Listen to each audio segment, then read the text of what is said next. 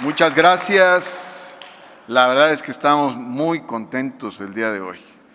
Nos da mucho gusto hablar de estos temas, de este tema, y nos da mucho gusto por muchas razones que vamos a comentar.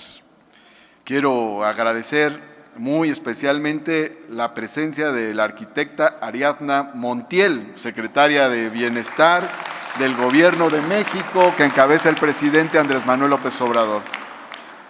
Debe tener bastante trabajo en todo el país, pero tuvo el gesto de venir con nosotros este día. Muchas gracias, secretaria. También, si me lo permiten, agradezco especialmente la presencia de el maestro Pablo Llanes Rizo, quien viene, él es actualmente funcionario de la CEPAL en México, experto en política social, uno de los mejores que hay en México y en América Latina. También quiero agradecer especialmente la presencia de la presidenta del Consejo de Evaluación de la Ciudad de México, Evalúa Ciudad de México, Araceli Damián. Muchas gracias también, académica muy respetada en el campo de la investigación en políticas sociales. Y por supuesto, le agradezco mucho sus palabras y su presencia al maestro Rigoberto Salgado, secretario de Inclusión y Bienestar Social de la Ciudad de México. Y saludo a todo el gabinete social, que es muy grande, ya los presentaron a todas y todos. Vean, el gabinete social no cabe aquí. Es el gabinete más amplio en el gobierno de la Ciudad de México porque es el tema más importante. Hoy podemos decir con toda firmeza y alegría que la Cuarta Transformación da resultados en el tema más importante de su programa, la cuestión social. Repito, la Cuarta Transformación da resultados en el tema más importante de su programa, la cuestión social, el bienestar social. Con la Cuarta Transformación disminuyó la pobreza, disminuyó la brecha de desigualdad, aumentó el ingreso de todas las familias. El ingreso que más aumentó proporcionalmente es el de los deciles de más bajo ingreso, o sea, los más pobres. Aumentó en más de un 100% aquí en la Ciudad de México la cobertura de los programas sociales en los hogares. Aumentó el número de personas beneficiadas por las políticas sociales. Aumentó el monto económico de los programas sociales, no solo la cobertura, sino el monto. Si en la Ciudad de México aumentó al doble la pensión de adultos mayores, esto quiere decir que en los estados de la República aumentó en 4 veces la pensión de adultos mayores. Aumentó el porcentaje que representan los programas sociales en el ingreso total de las familias. Aumentó la cobertura de los servicios públicos de carácter social. Aumentó la infraestructura social, aumentó el salario. Ahora, con los resultados más recientes, podemos observar que a nivel nacional, 8.9 millones de personas salieron de la pobreza entre 2020 y 2022. Y en la Ciudad de México salieron de la pobreza 800,000 personas, aquí en la capital.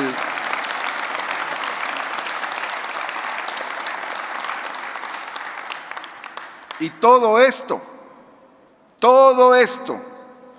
a pesar de la pandemia que destruyó nuestras economías. Ya celebrábamos en enero del 2020 los datos que se presentaban y que significaban un aumento ya en los ingresos del quintil más pobre de la sociedad mexicana, por lo menos en un 20%. Y en eso vino la pandemia. Llegó la pandemia y la pandemia evidentemente pues arrasó con muchos empleos, con el ingreso de muchas familias. Pero hoy podemos decir, a pesar de la pandemia, estamos mejor y con mayor bienestar que en el sexenio pasado y que en los sexenios pasados.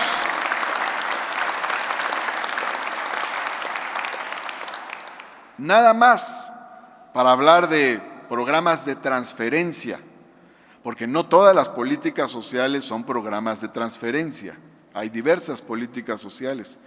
Pero hablando solamente de los programas de transferencia, quiero decir que sumando los programas del gobierno federal, pensión de adultos mayores, que beneficia más o menos a 1.250.000 adultos mayores, a la beca de personas con discapacidad, que beneficia a unas 300.000 personas, las becas Benito Juárez, que benefician a más de 370.000 jóvenes, los programas como el de Jóvenes Construyendo Futuro y otros, y sumando a los programas locales, como la beca de bienestar para niñas y niños, por poner el ejemplo más emblemático, todas esas transferencias benefician a casi 4 millones de personas directamente, sin intermediarios, que tienen en sus tarjetas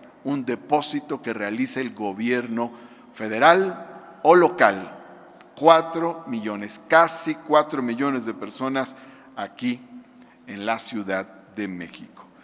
Eso sin considerar los beneficiarios de programas en los que no existe una cuantificación a partir de un padrón de beneficiarios por sus características abiertas, por ejemplo, los comedores comunitarios, los pilares u otros programas sociales que no tienen esta característica. Pero también, por otro lado, hay programas y políticas sociales que se tienen que cuantificar de otra manera, como las políticas de vivienda o las políticas laborales.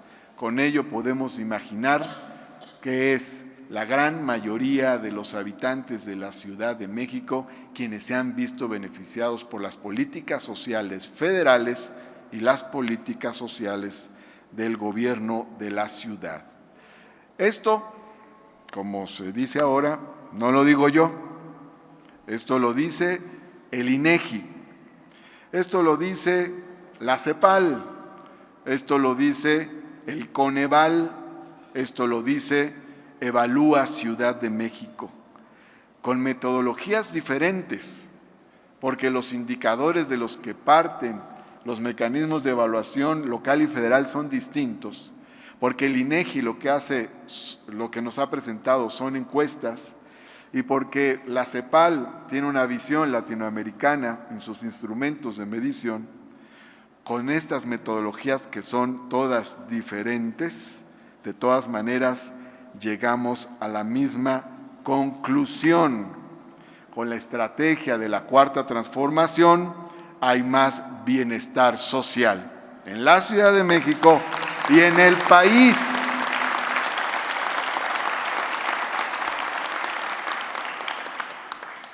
Cabe preguntarnos, ¿cómo llegamos a esto? ¿Cómo fue posible que crecieran las políticas sociales? ¿Cómo fue posible que tuviéramos estos resultados? Fue una lucha, no es una casualidad, no es simplemente mejor administración. Esta fue una batalla de proyectos, de visiones de país, y en esa lucha tuvimos que derrotar a los gobiernos neoliberales, tuvimos que derrotar al proyecto neoliberal y tuvimos que derrotar a la ideología egoísta, individualista del neoliberalismo.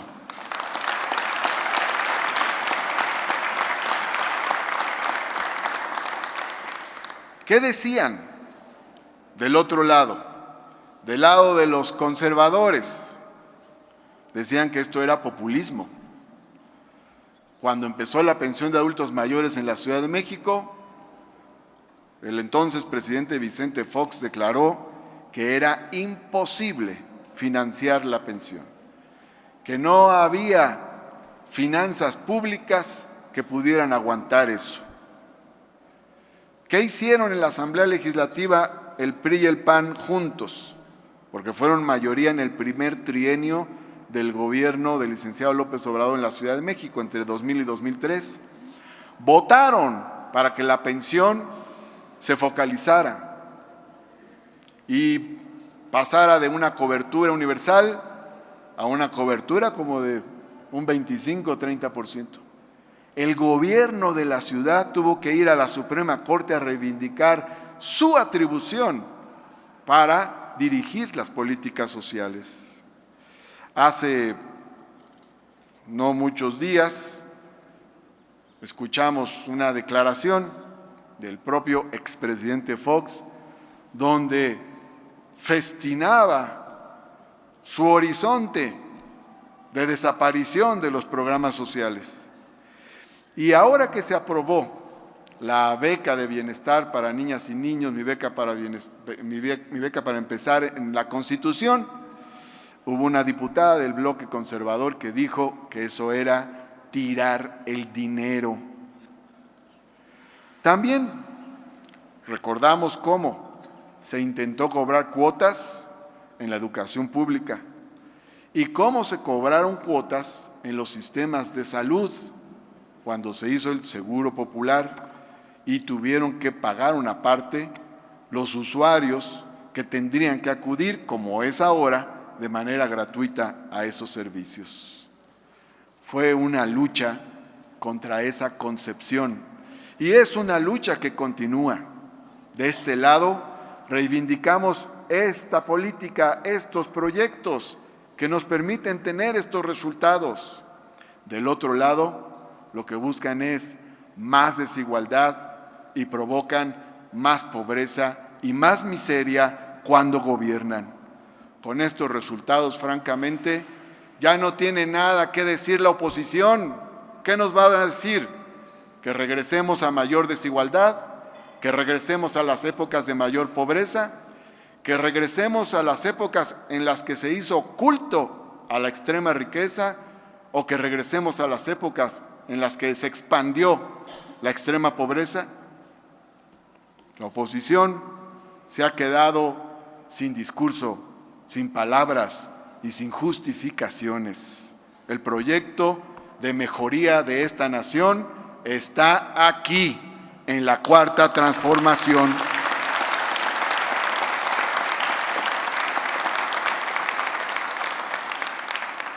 ¿Cómo llegamos a esto?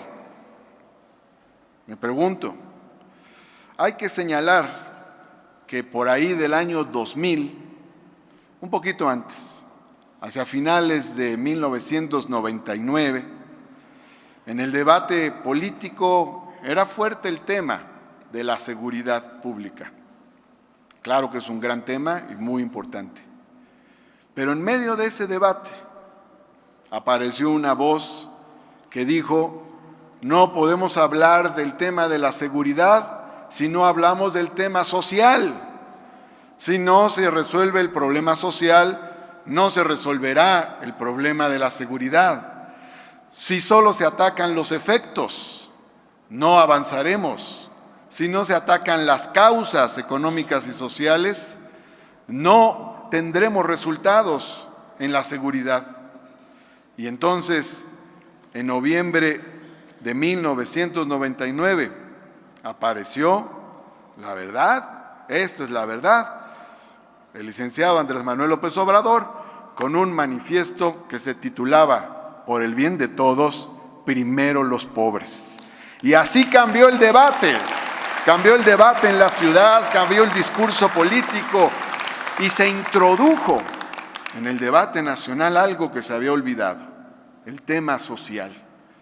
Se metió a la Ciudad de México y el tema social se convirtió en el eje de aquel gobierno en la Ciudad de México y se dio un gran salto, un gran repunte en la cuestión social y en las políticas sociales. Y eso que sucedió en la Ciudad de México entre el año 2000 y 2006 es lo que sucede ahora en el país con el gobierno del licenciado Andrés Manuel López Obrador. En la Ciudad de México tenemos, digamos, un sello simbólico muy fuerte, icónico, en dos programas. Uno, creado por Andrés Manuel López Obrador, que es la Pensión Universal de Adultos Mayores, que tiene una amplia cobertura, que beneficia, como dije, como a 1.250.000 adultos mayores y que está en la Constitución de la República. Y tenemos la Beca de Bienestar para Niños y Niños, creada por la doctora Claudia Sheinbaum, que está en la Constitución de la Ciudad de México. Estos son derechos sociales. No solo son programas sociales, son ahora también derechos sociales.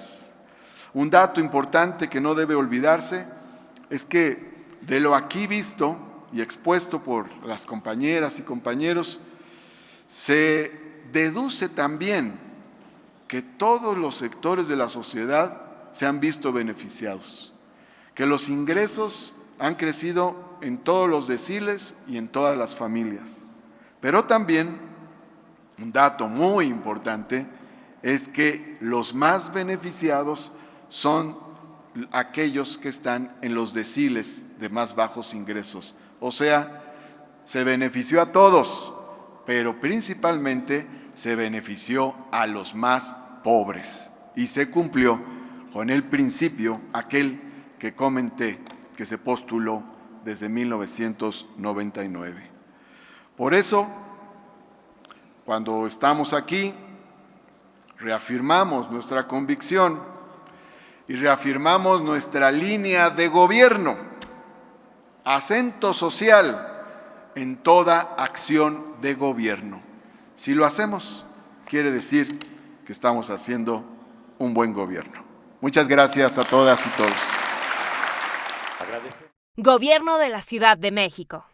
Ciudad innovadora y de derechos.